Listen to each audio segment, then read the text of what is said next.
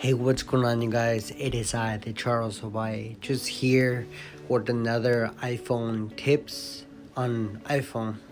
So this time I am on settings. Okay, I have three apps. I have three one of my favorite settings. Three. So here we go. First one is you make your way to settings.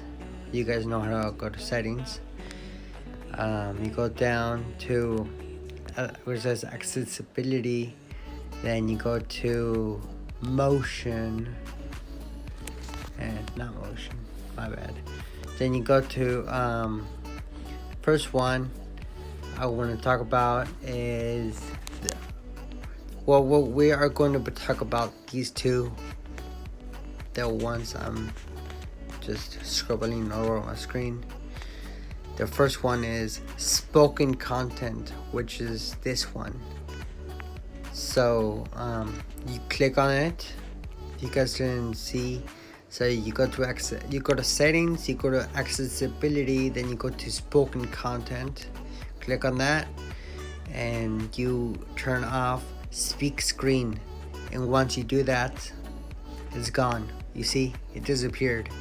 And it disappeared along with the settings for it. So you turn it back on. I prefer it that way. And next we are going to talk about this little guy right here.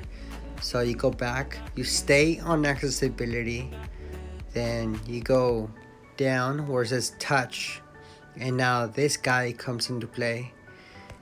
So you right here, you will touch assistive touch. My bad, you guys. Assistive touch. Click on it, and you turn assistive touch off, and see how it's gone now. It is gone, and there it is again. It appeared back here, so or down there. My bad. But well, it's very useful, and you have notifications. Don't forget to like,